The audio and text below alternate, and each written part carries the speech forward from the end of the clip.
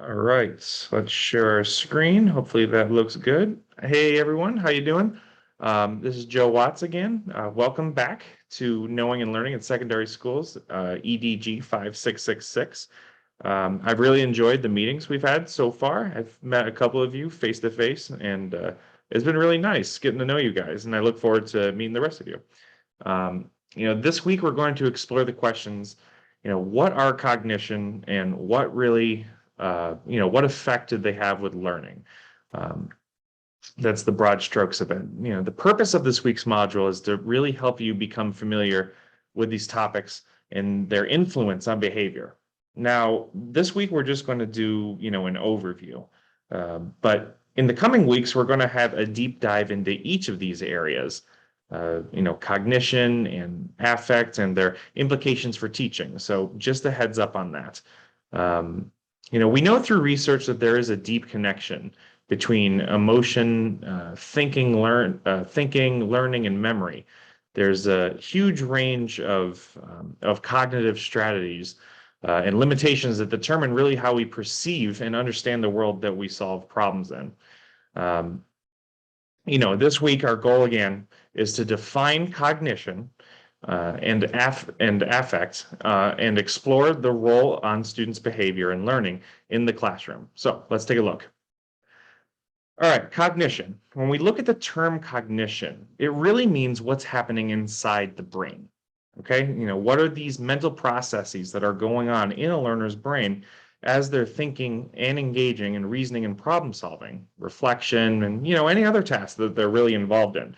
So you can think about cognition as these specific mental processes that occur in the brain as a person engages in a task. And we also want you to know that these mental processes really do differ depending on the tasks, such as reading or designing an experiment in science. The learner in that case is engaged in a task that requires the use of new and prior knowledge. A cognitive scientist and this sort of idea of cognition really would focus on what's happening in their mind. So you shouldn't be too surprised that cognitive models are based on the idea of the brain as a computer, with programs and neural networks.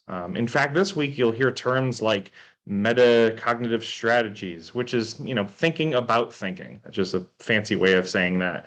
And it's okay if all these don't make perfect sense to you right now. They didn't make sense to me at first either, because we're going to be doing a deep dive in the following weeks that are coming up. So cognitive models really started to come to force in the 1950s, along with the modernization and extension and expansion of computers. So cognition and cognitive models of thinking really have these two prevailing ideas that you see right here. The first, it views learning as a ways, it sees the humans and their brains like computers. That's the basic way of looking at it.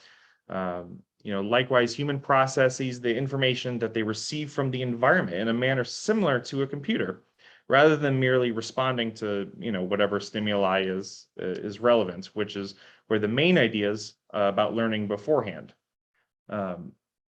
So the learner receives some message, okay, from the environment, and the brain and the body respond to it as a result. This model instead really focuses on and tries to actually say what's happening inside a learner's mind. What processes are going on as they're actually responding to those inputs. The second thing, when it comes to teaching the student's brain, brings in information, it manipulates that information, and then stores it to make it readily available for some point in the future. So this is the idea of learning, is that a teacher should help someone interact with the information, manipulate it in some way, and then store it, really retain it so that it can be used later in a relevant setting that's beneficial to the user. And that's how we know from this model that learning has happened.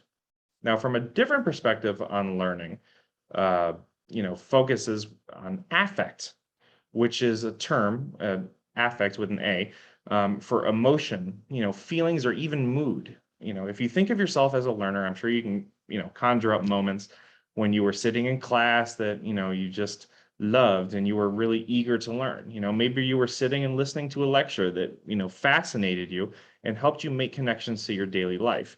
Or even, to understand things that you've experienced before, but really didn't know how and why. In contrast, I'm sure you've also had experiences where you really dreaded being in class. Those moments. I want you to think about those emotions and feelings that you experienced it and how these emotions in both situations, the dreaded class and the one that you really loved, um, and how they play a role in your engagement in learning. Really try to think about that this week. And then you can get a sense, of why affect is just as important of a thing to consider as cognition when it comes to total thinking. Because the idea is that the mental process, the cognition that the learner goes through is not divorced from the affective processes um, and the emotions that they feel when they're engaged in that learning. If we know that affect plays a role in learning, what exactly is that role for you, and how can you design your instruction to develop not only a student's cognition, but also their affect for a certain content area.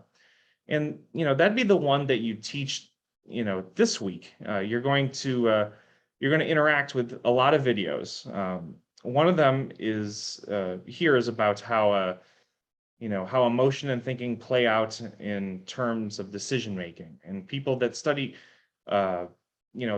research on emotion sometimes do it from a cognitive way, which is really interesting. But in neuroscience spaces, these researchers study emotion exclusively. They try to understand internally what's happening, when a learner is involved in the task, and so on and so forth. The researcher you see on the bottom right here, this is what do you call it? It's Mary Helen Immordino Yang, and she's an associate professor of education psychology and neuroscience at the University of Southern California in Los Angeles. She says that real thinking is never divorced from emotion, like I mentioned earlier. So this week, you're going to reflect on the importance of emotion and thinking processes that the learner is engaged in while they're completing tasks. In your readings this week, you're going to reflect on this. In your assignments, within them, you're going to really vex on this. You'll be using that information to apply it to a case study. So moving on, here's what you'll be doing this week. We don't have text readings for class this week. I'll introduce those to you starting next week. And instead, this week, you're going to also watch several videos and engage deeply with them and use that information to explicitly, in your reflections, and your case study that you and your group will do. So in your reading journal, when you're reflecting on cognition and affect and its role in learning, make sure that you're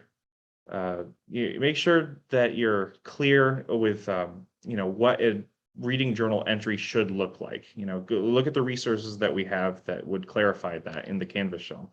We have the overall modules themselves. Look at the examples, the descriptions. You can go click on the midterm journal feedback assignment link. There's a rubric in there. I'll publish that soon if it's not there. It should be there right now, though. So check that rubric out when you can if you're fuzzy on what a reading journal entry should look like, and see what I'm going to be looking at. So moving on, again, what I'd like you to do is really reflect deeply on the videos, make explicit connections to them in your reading journals that shows us that you're watching these videos. I trust me when I say I've been there when I have had so many things going on, I've crammed, and I watched a video last second and I typed out a bare bones sort of response based off of what I thought the instructor wanted. I'd encourage you, I get we're all busy, but I encourage you not to do that and try to watch it a little bit ahead of time so that you can get a deeper understanding, considering that I'm not giving you a super long journal to read this week or anything like that. The videos you can, watch or listen to in the background, and I just want you to connect with it on more than just the superficial level, if you can.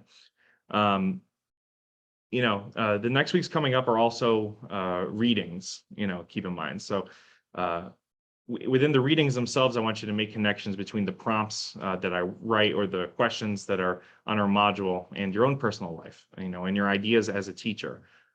Now for this week's group discussion, you're going to work with the partners that you started with last week, and you'll actually submit a product, okay?